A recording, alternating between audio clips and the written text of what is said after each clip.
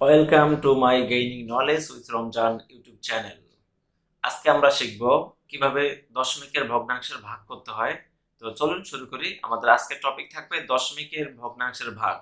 তো আমি এখানে পূর্বে থেকে কোশ্চেন এবং প্রত্যেকটি কোশ্চেনের সমাধান কিন্তু রেখে রেখেছি, শুধু জাস্ট আমি এখানে বুঝাই দেব।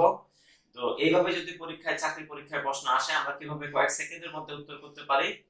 তো নিয়মটি হচ্ছে এরকম, আমরা প্রথমে কি কাজ করব, এটাকে আমরা উপরে বসাবো এবং যেটা দিয়ে ভাগ করব সেটাকে আমরা এখানে বসাবো।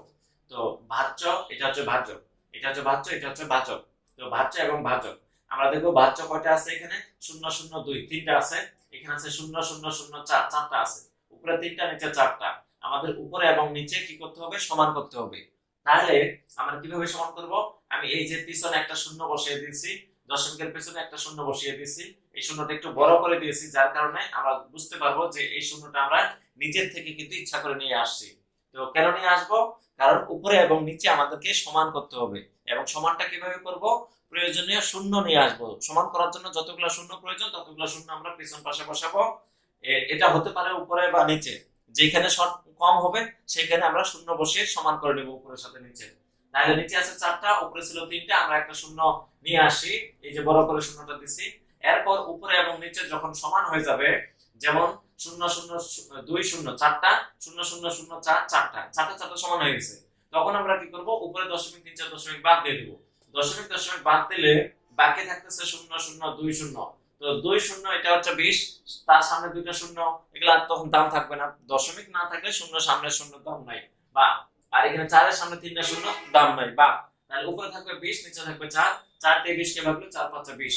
তো এখান থেকে কি নিয়ম শিখলাম, শিখলাম যে ভাগ করার সময় ভাজ্য এবং ভাজক সমান সমান করতে হবে, প্রয়োজনীয় শূন্য নিয়ে আসতে হবে, নিয়ে আসে পূরণ করতে হবে।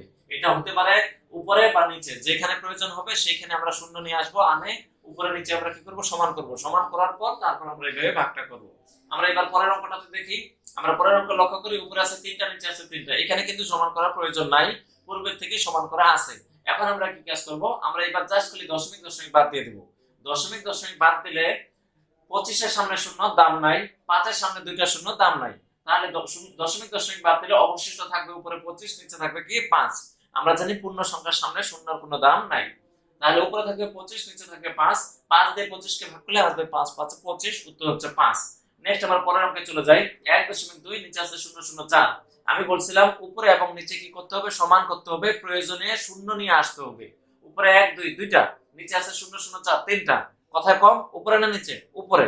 কয়টা কম, একটা কম।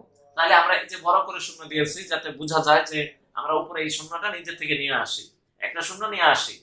তাহলে উপরে হয়ে গেছে তিনটা, নিচে হচ্ছে তিনটা। যখন সমান হয় তখন আমরা কি কাজ করব, তখন আমরা দশমিক গুলোকে বাদ দেব, উপরে নিচে দশমিক বাদ। উপরে নিচে দশমিক যদি বাদ দেই, আচ্ছা এখানে দশমিক বাদ গেলে কি থাকে, 1 2 0 থাকে, 1 2 0। নিচে দশমিক বাদ গেলে কি থাকে, 4 থাকে, সামনে শূন্য তো দাম নাই।